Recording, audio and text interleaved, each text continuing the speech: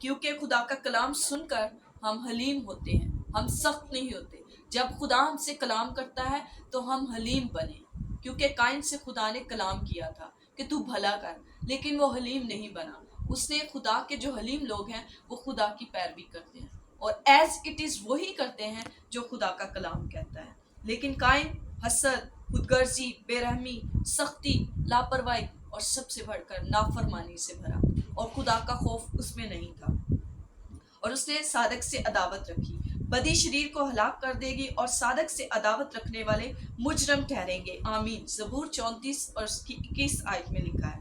جیسے کہ ہم سیکھتے ہیں موسیٰ حلیم ترین شخص تھا اور اس کے خلاف ہارون اور مریم کھڑے ہوئے کہ اس نے ایک کشی عورت سے شادی کر لی ہے، تو خداوند نے ان سے کہا کہ وہ تو روبرو مجھ سے باتیں کرتا ہے۔ تو خداوند اس سے روبرو ہم کلام ہوتا تھا اور وہ خدا کی پیروی کرتا تھا۔ تو کیا ہوا؟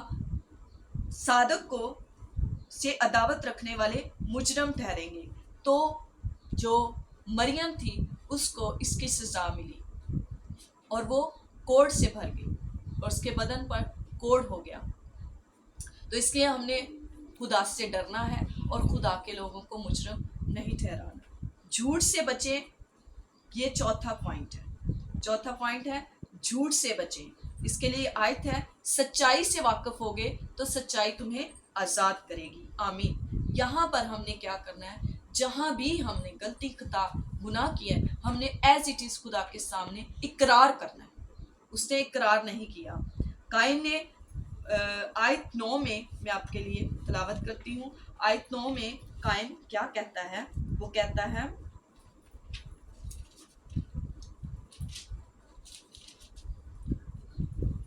تب خداوند نے قائن سے کہا کہ تیرا بھائی ہابل کہاں ہے؟ اس نے کہا مجھے معلوم نہیں، کیا میں اپنے بھائی کا محافظ ہوں؟ آمین، کوسچن مارک ہے۔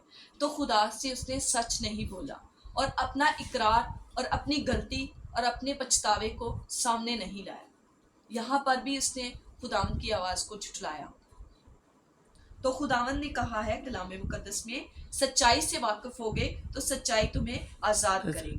اس سے موقع مل رہا تھا، وہ خدا سے بیان کر سکتا تھا، وہ آہ و نالہ فریاد کر سکتا تھا کہ اس سے گناہ ہو گیا ہے، اس سے بدی ہو گئی ہے۔ اس نے بار بار خداوند کی آواز کو جھٹلایا اور خود بھی اپنا خدا کو ابھی بھی پیش نہیں کیا۔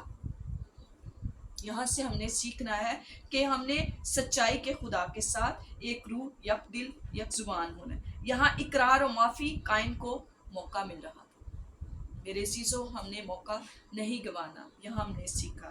پانچواں پوائنٹ یہ ہے کہ ہم نے کیا کرنا ہے؟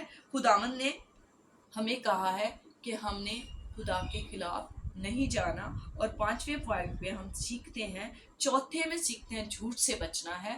ہم نے خداوند کے پاس آنا ہے اور سچ واضح کرنا ہے۔ جو کچھ ہم نے کہا ہے، کیا ہے، ہم نے بس سب کچھ بیان کرنا ہے، جھوٹ سے بچنا ہے۔ اور پانچویں پوائنٹ پہ ہم نے سیکھا ہے کہ گناہ کا اقرار اور معافی مانگنی ہے، پچھتانا ہے، رونا ہے، آنسو بہانا ہے، خداوند کی نظر میں کہنا ہے میں کچھ بھی نہیں ہوں۔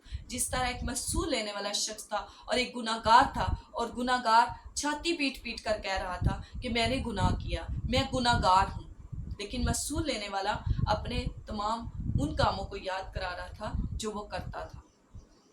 ہم نے اس شخص کی مانند بننا ہے جو اپنے آپ کو کم کرتا ہے، کیونکہ میرے عزیزو، ہم سب گناہ گار ہیں اور ہر وقت جب بھی ہم خدا کے پاس آتے ہیں ہمیں توبہ کی ضرورت ہے۔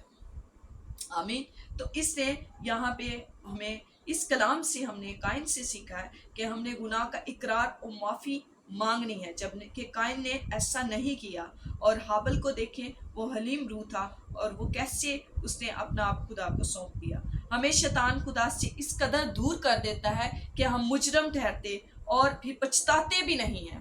قائن کی سزا ہمارے لیے عبرت ہے کہ ہم سیکھیں جب ہم دوسروں کو پیچھے دھکیل کر آگے بڑھنے کی کوشش کرتے ہیں اور خدا کے کلام کو بگاڑتے ہیں اور خدا کے لوگوں کے لیے مشکلات کا شکار کرنے کے لیے رستے ان کے رکاوٹیں ان کے جو رستے ہموار کرنے کی بجائے رکاوٹیں کھڑی کرتے ہیں تو خدا ان کی حضوری سے دور ہو جاتے ہیں۔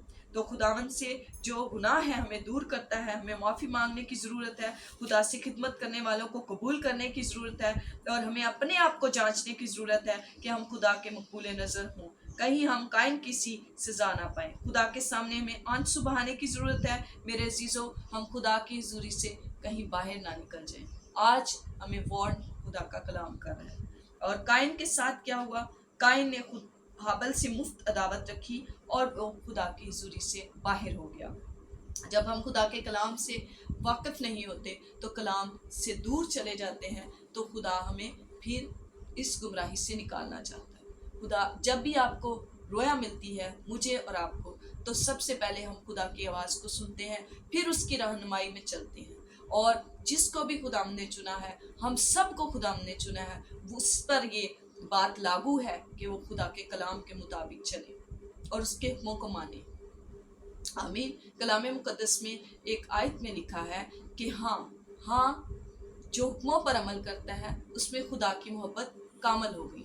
ہم نے کامل محبت جو طبعی طور پر محبت سے خالی روحیں ہیں ان کے لیے دعا کرنی تاکہ وہ توبہ کر سکیں، وہ پانی کا بپتسمہ لے سکیں، روح القدس سے معمور ہو سکیں، اور اس کلام کے وسیلے سے جو 5 پوائنٹ آپ نے سیکھے ہیں ان کو ذہن میں رکھ سکیں، ہم سب اس کلام پر عمل کر سکیں۔